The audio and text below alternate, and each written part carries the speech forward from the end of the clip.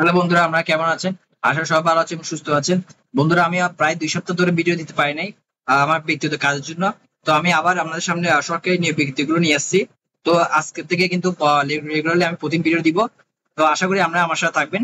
তো বন্ধুরা, এখানে দেখেন জাতীয় রাজস্ব বোর্ড থেকে কিন্তু সরকারি নিয়োগ বিজ্ঞপ্তি দিয়েছে, যাকে বলতে পারেন বাংলাদেশ কাস্টম থেকেও কিন্তু নিয়োগ বিজ্ঞপ্তি দিচ্ছে, এটা বলতে পারেন। সো বাংলাদেশ কাস্টম বা জাতীয় রাজস্ব বোর্ড একই কথা। এরা নিয়োগ বিজ্ঞপ্তি প্রকাশ করছে 30 জুন 2024, ঠিক আছে।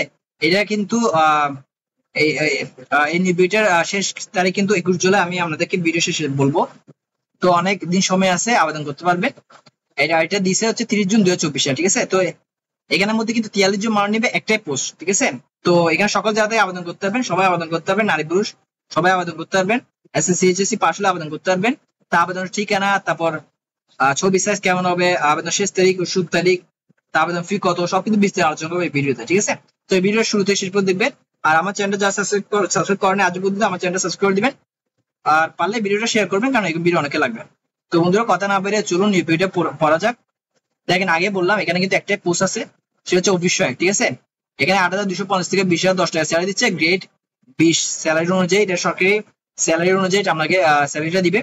এখানে কিন্তু 43 জন মানুষ নিচ্ছে, ঠিক আছে। পদের সংখ্যা লিখছে 43টি, মানে 43 জন মানুষ নিচ্ছে এই অফিস সহায়ক পদের জন্য।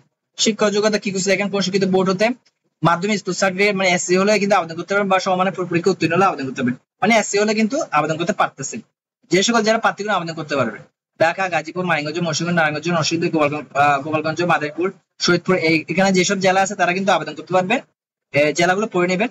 তবে এতিম ও প্রতিবন্ধী কোটায় সকল জেলা প্রার্থী আবেদন করতে পারবেন, ঠিক আছে। তো এরপর আসা যাক আবেদন লিঙ্কটা দেখেন, http://nbr.territory.com.bd, এই লিঙ্কের মাধ্যমে আবেদন করবেন। আবেদন অবশ্যই অনলাইনে হবে, টেলিটকের মাধ্যমে হবে।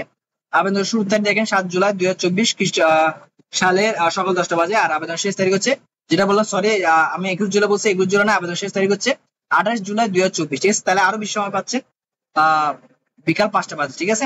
তো আবেদনের জন্য কি রঙিন ছবি সাইজটা দেখেন, দৈর্ঘ্য 300, প্রস্থ 300 পিক্সেল। আর স্বাক্ষর হবে দেখেন, দৈর্ঘ্য 300 এবং প্রস্থ কি 80 পিক্সেল, হ্যাঁ। তো রঙিন ছবি এবং স্বাক্ষর সাইজটা বললাম।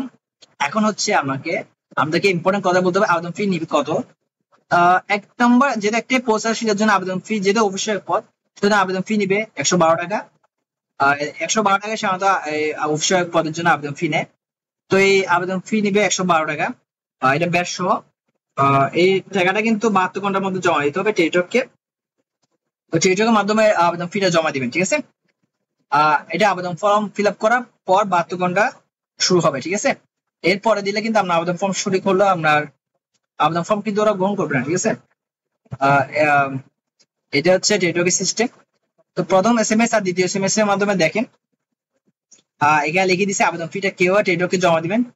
সিম্পলি লেখা আছে, সুন্দর প্রসেসটা দেওয়া আছে, এটা পড়ে নেবেন। ইজি আপনার একটা প্রসেস, এই প্রসেসের মাধ্যমে আপনি আবেদন ফিটা টেলিটককে জমা দিতে পারবেন, ঠিক আছে।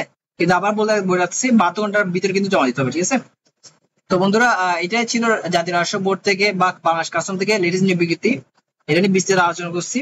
আর এটার ডেডলাইন হচ্ছে যেটা বলছে এখানে বলেছে, হ্যাঁ, 28 জুলাই। সো এখানে আমরা যারা আবেদন করতে পারবেন তারা অবশ্যই আবেদন করবেন। তো আশা করি বন্ধুরা ভিডিওটা ভালো লাগছে। যদি ভালো লাগে আমার চ্যানেলটা সাবস্ক্রাইব করবে, আর কোনো কিছু জানতে লাগলে কমেন্টে বলবেন, আমাদের প্রশ্নের উত্তর আমি দিতে চেষ্টা করবো। তো বন্ধুরা, আজকে ভিডিও এতটাই, পরের ভিডিওতে আমার সাথে আবার দেখা হবে। সবাই ভালো থাকবেন, ধন্যবাদ।